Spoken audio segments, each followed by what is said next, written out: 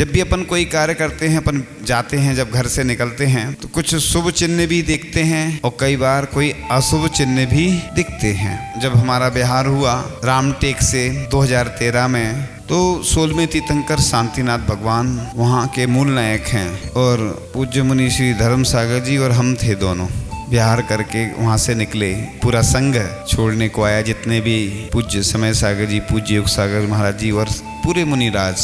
और थोड़ी दूर चले होंगे और हिरण दिखे, 5 हिरण बाएं से दाएं की ओर गए। करीब 10-15 फीट के आसपास लगभग दूरी रही होगी। आचार्य ने शायद मूक माटी में लिखा है, बाएं हिरण दाएं को जाएं, लंका जीत राम घर आए। एक ब्रह्मचारी जी ने आचार्य को बताया कि ऐसे ऐसा हुआ, हिरण दिखे। आचार्य बोलते लंका जीत के ही आना वापस नहीं आना। फिर बहुत साल हो गए आचार्य के दर्शन नहीं हुए। संयोग बना कि गौर झामर में पंचगाणा खोना था और गौर झामर की समाज भी चाहती थी कि महाराज जी लोगों का भी साने मिले, आचार्य का भी मिले। और आचार्य के पास कई बार निवेदन करने गए तो आचार्य को आना नहीं था, लेकिन आचार्य का ऐसा संयोग बना, पास में आ चुके थे और हम लोगों ने 2 मार्च के आसपास संभवतः शाम को पहुंच गए थे। और उस दिन हमने 18 किलोमीटर बिहार किया था। देवरी बीनावारा के पास एक देवरी, बड़ी देवरी से बिहार किया था गौर झामर तक 18 किलोमीटर। और कहीं नहीं बैठे थे हम। और रात में इतना घुटने में दर्द हुआ, क्योंकि अगर बैठो नहीं तो क्या पैरों में, घुटनों में सूजन आ जाती है लगातार चलने से। बैठना जरूरी है, इसलिए हम लोग 2-3-4 किलोमीटर 5 किलोमीटर जिसकी जितनी कैप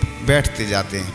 और रात भर नींद नहीं आई, तकलीफ अलग और नींद भी नहीं आई। अब चिंता भी कि आचार्य की अगवानी करना है, कैसे करेंगे। तो फिर महाराज जी लोगों के साथ चले धीरे धीरे। तो फिर आचार्य के आगमन का उत्साह अलग था कि दर्शन होंगे इतने वर्षों बाद। पहुँचते पहुँचते थोड़ा नॉर्मल हो गए पैर, आचार्य के जैसे दर्शन किए और दर्द गायब हो गया।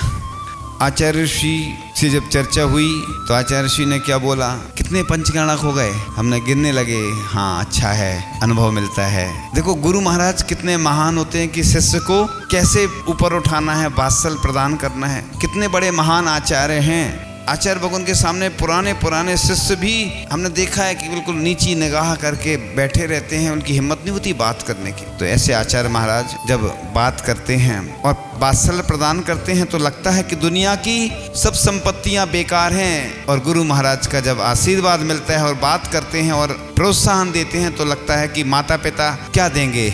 माता पिता जन्म दे सकते हैं, लेकिन गुरु जो देते हैं माता पिता से भी बढ़कर होते हैं। गुरु महाराज जो वात्सल्य प्रदान करते हैं और शिष्य को ऊपर उठा दें।